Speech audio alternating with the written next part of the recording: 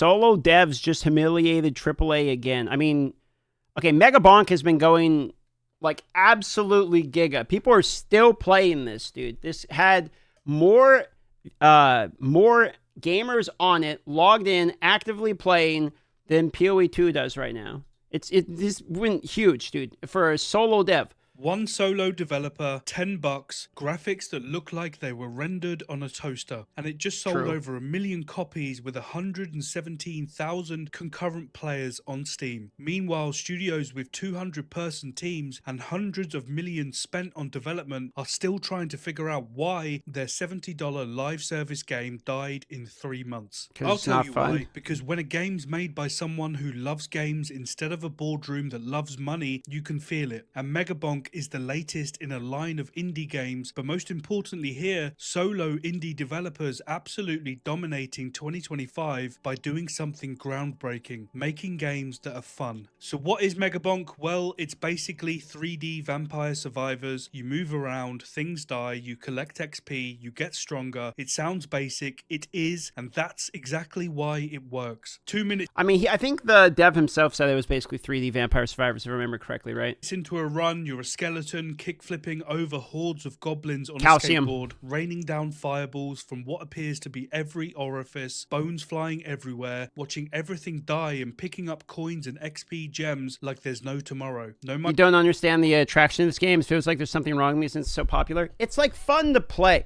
Like in the in-game, if you watch it and it's just someone standing in place, it might not be as enjoyable to watch. But it's like super fun to play because it's a survivor game, so you get the RNG of like every run kind of being different. And then you actually have the movement of it, so it's kind of addicting for the movement because there's like bunny hopping, so you can kind of keep your momentum when you're bunny hopping, etc. And then you can constantly try different weapons. There's unlocks. It's just like kind of a lot going on with it. Microtransactions, no design warped around extracting cheap. another tenner from your wallet. Just pure fun. No skill trees, no crafting benches requiring 17 different mushrooms. Just a simple choice. Do you want the fireball or the lightning? Pick one, things explode. But underneath that stupid... Yeah, there's something about this simple choice is actually like pretty nice too in these types of things. There was a review done, or not a review, like a study done. I forget exactly where it was, but I remember reading about it that consumers, if given a choice between like two colors, like red or blue, are more happy with their selection than if they had like a whole aisle, full of like 20 or 30 colors to choose from. Like there's like a paralysis by analysis thing. So simplicity is very often like a recipe for enjoyment too. Simple surface, there's deep unlocks, mad ability combos, actual mechanical depth, but most importantly, the feeling of pure dopamine being injected straight into your eyeballs. And I'm addicted. Mega Bonk has now sold over 1 million copies in about 2 weeks. The developer announced it with a tweet that just said, "I'll be eating spaghetti with extra sauce tonight." This guy is such a mega memer. Like all of his messages are always just giga me.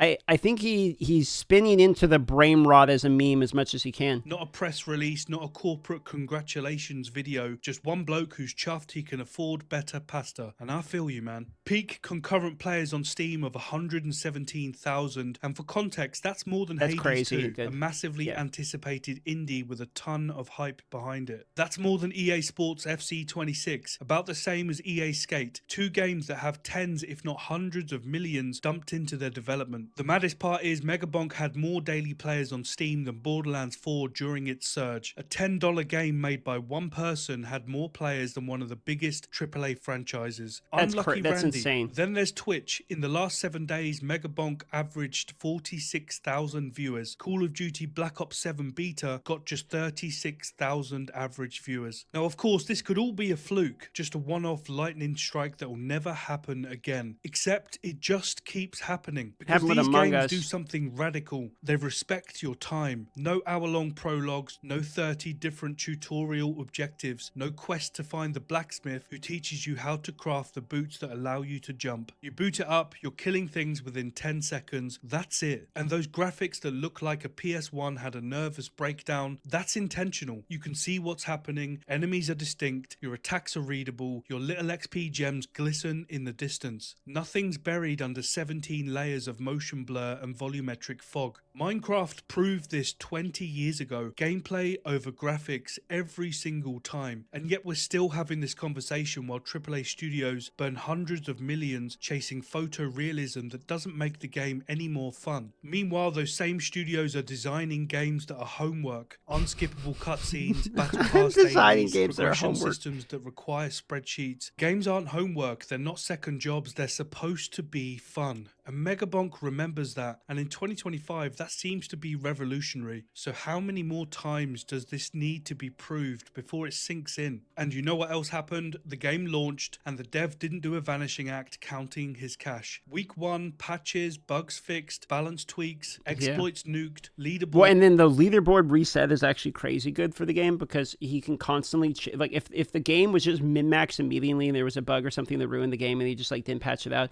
then it just kind of kills the game. But the fact that the leaderboard is there and like people are constantly chasing the leaderboard reset, like it's seasonal, like an ARPG, is a huge part of it also. It's wiped clean of cheaters, quality of life improvements that players actually asked for. And the guy's just honest. When the grind felt too long, he fixed it. When players had feedback, he listened. No PR speak, just a normal person making a game better. Something you'd never see from any AAA studio. This guy patches bugs faster than a publisher can book a meeting room. That's what you get from a solo dev who actually cares about what they're doing. That's the pattern. One person with a vision for what they actually want to play. No committees, no focus groups asking if a skateboarding skeleton resonates well with players in Milwaukee. Just, this is cool, let me make it. One vision beats 20 meetings every single time. And in 2025, Mega Bonk certainly isn't alone. Look, 2025 being the year of the indies isn't news. I've said it a million times. Yeah, it's quite a lot of Hades indie 2, success. Hollow Knight Silksong, Claire Obscure, Expedition 33, massive numbers. We all know this. But here's what's properly mental. It's not just the indie teams anymore, it's the solo developers. One person, one vision. Schedule 1, a dealer simulator made by one bloke in Australia, launched in March, hit 459,000 concurrent players. That's the biggest solo developer launch in Steam history. Beat Stardew Valley, beat Balatro, the second highest rated game of 2025, just behind Deltarune on Steam. One guy.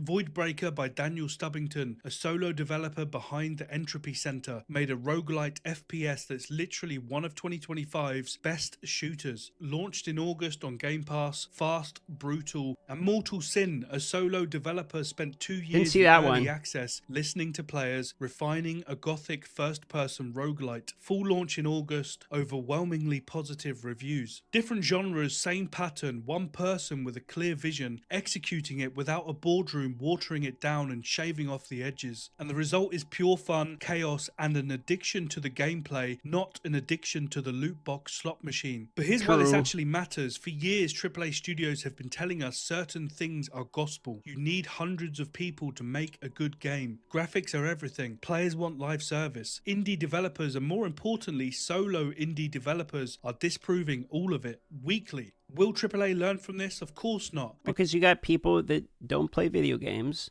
and don't specifically play the video game they're making, trying to tell other people that play video games their whole lives all day long what it is they want.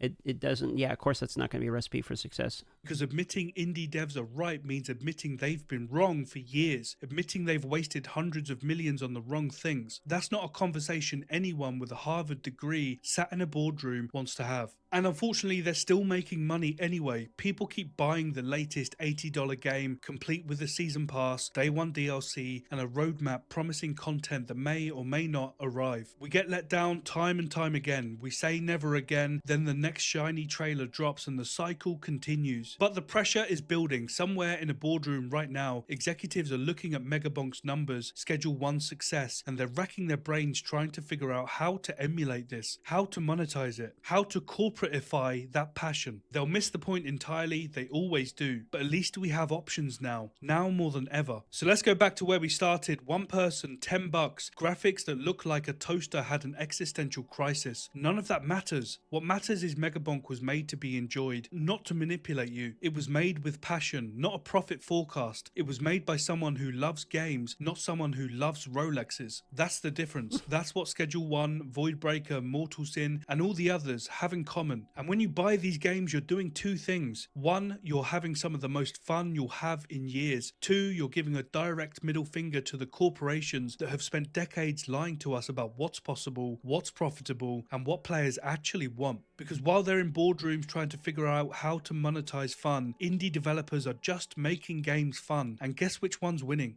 Thanks so much for watching. Appreciate you. Please make sure to like, comment, and subscribe to support the channel. And if you enjoyed the video, hit that hype button. It helps me out massively. Thanks again. I'm off to play some more Mega Bonk. I'll see you in the next one.